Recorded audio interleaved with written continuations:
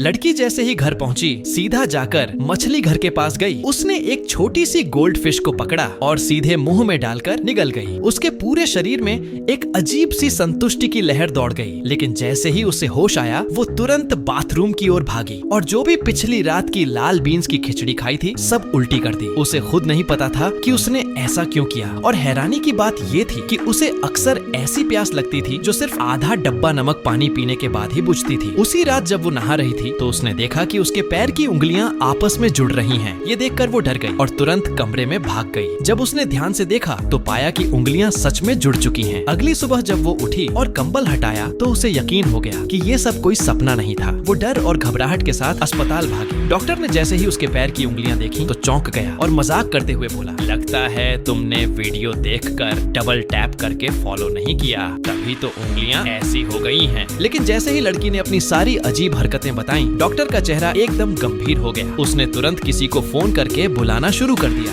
लड़की ने डॉक्टर की आंखों में डर देख लिया था। बिना कुछ सोचे वो अस्पताल से भाग गई। अब वो बहुत डर गई थी। उसे बिल्कुल समझ नहीं आ रहा था कि उसके साथ ऐसा क्यों हो रहा है। थोड़ी देर बाद जब उसकी हालत थोड़ी शांत हुई तो वो एक सुपरमार्केट गई और एक विंडो स्टिकर और कैंची खरीदी। घर आते ही उसने हिम्मत करके अपनी दो जुड़ी हुई उंगलियों के बीच में कैंची से काट दिया। अगले ही पल खून की धार फूट पड़ी। लेकिन सबसे हैरानी की बात ये थी, उसे बिल्कुल भी दर्द महसूस नहीं हुआ, बल्कि उसने शांत मन से अपने पैर पर विंडो स्टिकर चिपका लिया। बाद में उसने अपने दोस्तों को बुलाया और सब मिलकर बार में शराब पीने गए। कुछ ही ड्रिंक्स के बाद वो नशे में चूर हो गई और मेट्रो स्टेशन में ही रात भर सोती रही। लेकिन अगली सुबह जब उसकी आंख खुली, एक और खौफनाक चीज सामने आई। उसकी नाभि ही गायब हो गई थी। और जब उसने डर के मारे पैंट उतारी तो जो देखा, उसे देखकर उसकी आंखें फटी की फटी रह गईं। वो धीरे धीरे एक जल परी में बदल रही थी।